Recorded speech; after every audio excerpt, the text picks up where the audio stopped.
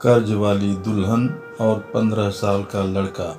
एक 15 साल का भाई अपने पापा से कहा, पापा पापा, दीदी के होने वाले ससुर और सास कल आ रहे हैं।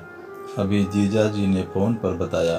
दीदी मतलब उसकी बड़ी बहन की सगाई कुछ दिन पहले एक अच्छे घर में तय हुई थी। दीनदयाल जी पहले से ही उदास बैठे थे। धीरे से बोले, हाँ बेटा, उनका कल ही फ़ोन आया था कि वो 1-2 दिन में दहेज की बात करने आ रहे हैं। बोले, दहेज के बारे में आपसे ज़रूरी बात करनी है। बड़ी मुश्किल से एक अच्छा लड़का मिला था। कल को उनकी दहेज की मांग इतनी ज़्यादा हो कि मैं पूरी न कर पाया तो कहते कहते उनकी आंखें भर आईं।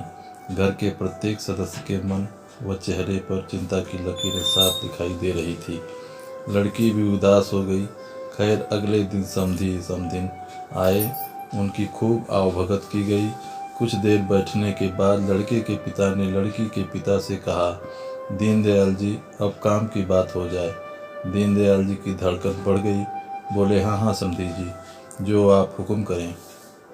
लड़के के पिताजी ने धीरे से अपनी कुर्सी दीनदयाल जी की तरफ खिसकाई और धीरे से उनके कान में बोले, दीनदयाल जी, मुझे दहेज के बारे में बात करनी है।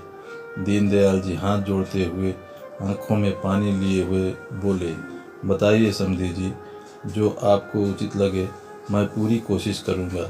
समधी जी ने धीरे से दीनदयाल जी का हाथ अपने हाथों से दबाते हुए बस इतना ही कहा, आप कन्यादान में कुछ भी देंगे या ना भी देंगे, थोड़ा देंगे या ज़्यादा देंगे, मुझे सब स्वीकार है, पर कर्ज लेकर आप 1 रुपया भी दहेज मत देना, वो मुझे स्वीकार नहीं। क्योंकि जो बेटी अपने बाप को कर्ज में डुबो दे, वे वैसी कर्ज वाली लक्ष्मी मुझे स्वीकार नहीं। मुझे बिना कर्ज वाली बहू ही चाहिए, जो मेरे यहाँ आकर मेरी संपत्ति को 2 गुना कर देगी। दीनदयाल जी हैरान हो गए। उनसे गले मिलकर बोले, समधी जी, बिल्कुल ऐसा ही होगा। दोस्तों, ये कहानी आपको कैसी लगी, ये कमेंट में बताइएगा और चैनल को सब्सक्राइब कीजिए और दोस्तों में शेयर कीजिए। धन्यवाद। कर्ज वाली दुल्हन और 15 साल का लड़का। एक 15 साल का भाई अपने पापा से कहा, पापा पापा, दीदी के होने वाले ससुर और